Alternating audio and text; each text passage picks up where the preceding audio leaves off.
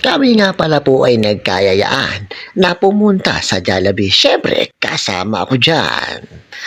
At ito nga pala, may dala akong eco bag. At ito ay may lamang kanin. Para hindi naman kami bumili na at hindi na umorder sa Jollibee.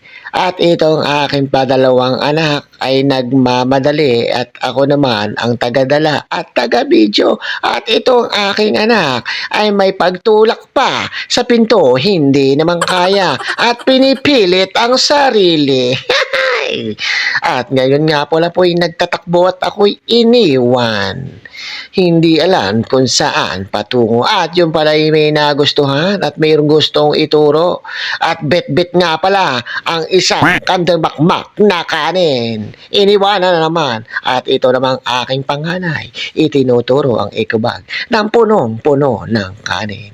At nga pala, dito sa Jollibee ay masaya kami at sama-sama ang buong pamilya. At ito ang aking padalawang pakulit na si Gio ay na-umu-order ng gusto niya. May pinuturo, french fries, may chicken daw. At naggustong nagmamadali at itong aking panganay na si Boy Labo ay nagtatalo pa kung ano daw ang gustong i-order.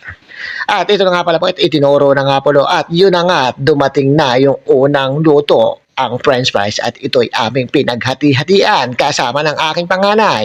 At syempre, andyan ang ngiting Jollibee. Yes! Alright. Ayan ang aking bunso, si Estela, kumakain ng french fries. Isinasawsaw pa nga. At yung isang sinupso pa sa ketchup. Ayun. Ayun ang aking panganay. Gumagaya. At itong aking misis naman ay bagong riban. Ay, libre yan. At itong aking si Stella na naman, tuloy-tuloy lang. At itong aking padalawa ay magpakakulit. Ay, syempre, hindi naman ako magpapatalo. At ayan, inilagay ang ketchup pinadaan sa mahabang stick ng french fries. Yeah, ang pogi ko. Diba? Oh, nagpatakam pa. At sinipsip din, katulad na, iyan, ang aking panganay na naman, si Boy Takaw. At ang aking si Mrs. Inahanap sa kapila at gusto pang dukutin. Yun ang aming daladalang kanin. Inilagay sa lagayan ng espamele, espamelyang spaghetti na nilagyan ng kanin. Wow! Isang limpak na kanin biglang sinandok ng aking panganay. At ito naman ang pogi niyong vlogger. Yes!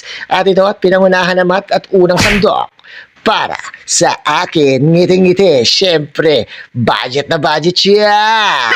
At ito naman itong aking pangalan, tinatak na naman ang kanya sauce. At ito nga pala po at nagkawi at busog na busog at tuwang-tuwa ang buong pamilya. Siyempre, nandyan na naman ako.